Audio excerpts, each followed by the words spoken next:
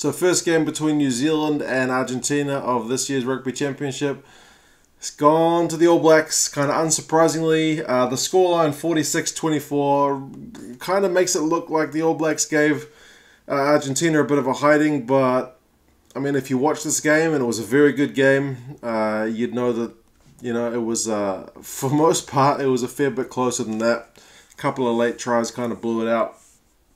So for this one, tries to Milner Scudder, Perinara got 2, Reed, Frizzell and Goodhue for the All Blacks. It was Moyano, Sanchez and Boffelli for Argentina. The lead changed twice. So Argentina were in front, albeit kind of briefly in this one, but that kind of just added to the excitement, I guess, early on. And every time they closed the gap, the All Blacks would just kind of pull away. But at least there was that kind of tit for tat. This wasn't a one-sided match kind of at all. It was an interesting start for Richie Mo'unga, because that guy, with all that pressure on him, being kind of new Bowden, he missed touch, which wasn't a great look. But then he slotted a penalty within like 3 minutes, kind of cool as you like. So, kind of settled him down. But for the All Blacks, Retallick went off pretty early. Lamapi went off pretty early, and Ben Smith went off, although he actually came back on after passing an HIA. That guy with his HIAs, he's not quite in Crotty territory, but he's prone to like knocking his head on things, and you kind of feel for him. But at least he passed his HIA, came back, had a good performance.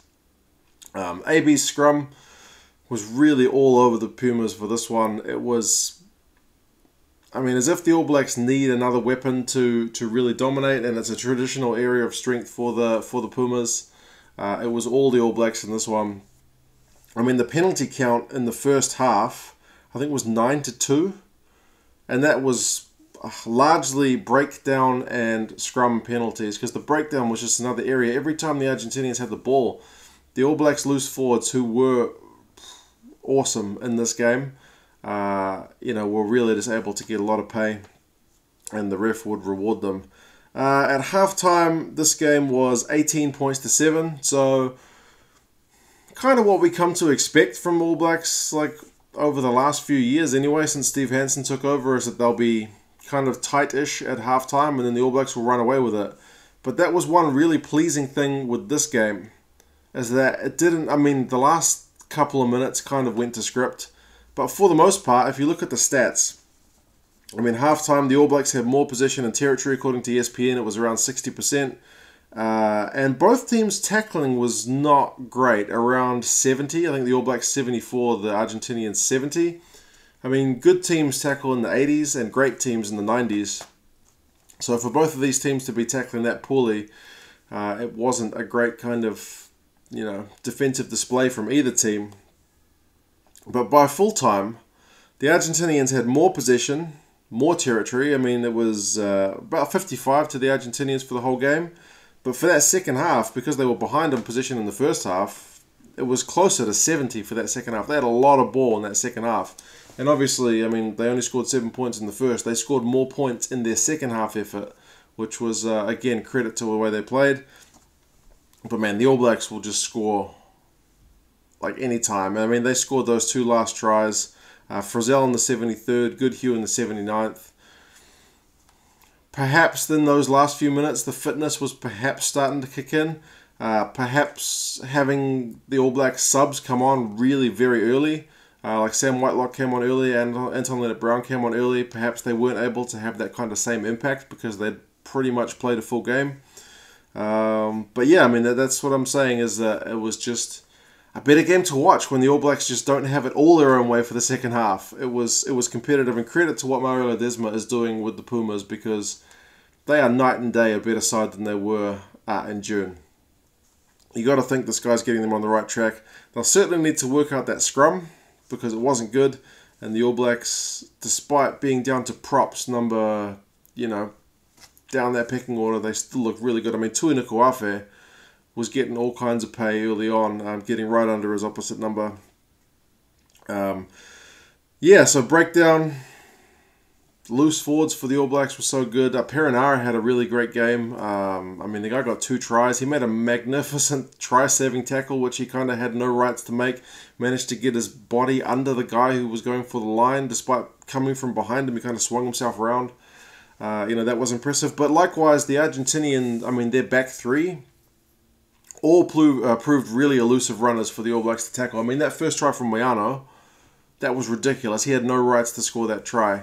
His just jinking and jiving made the All Blacks look really silly, including Mo'unga, which was kind of disappointing. And on Mo'unga, I mean, he's following an effort where Beauden Barrett scored 4 tries, so he was never going to be kind of the next best thing, right?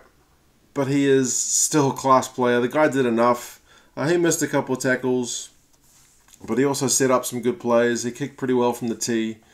Yeah, I'm not sure how much scrutiny is going to be on him tomorrow, but like I said, no matter what he did, really, he wasn't going to kind of live up to Bodie's 4 try effort. So, there was a freak effort where the Argentinians could have got a try where they kind of kicked the loose ball through and the bounce of the ball didn't go their way. If that had perhaps gone their way, we might have seen a closer finish than this. But like I say, for every time the Argentinians kind of got within semi-striking distance, the All Black team would just hit back and pull it that further bit away. So yeah, they didn't drop off like the Wallabies. The All Blacks proved they can still score 40 points despite making a whole lot of changes, giving some pretty inexperienced guys games, despite losing guys early. So the All Blacks are still a cut above from this. Sanchez had a magic evening for the Pumas, so they're going to be a real challenge for Australia next week. We'll see how that game goes, and for any teams visiting Argentina in this Rugby Championship, it's not going to be easy based on 4 large periods of what we saw in this game. I mean, if they'd been able to get a bit more secure ball at breakdown and a better scrum, they would have been able to put the All Blacks under a lot more pressure. But yeah, having just watched the game, and I'm about to go watch the Wallabies game before time runs out. Those are my kind of 2 cents. You guys let me know your thoughts on the game, who you thought played well, poorly, interesting decisions. The Pumas were also denied one other try with, like I said, Perenara's magic try-saving tackle. We only saw the TMO a little bit in this game, so that was good. But like I said, 24-46. Pumas could have been closer, but All Blacks just too good. You guys let me know your thoughts, and I'll talk to you again soon. See you later.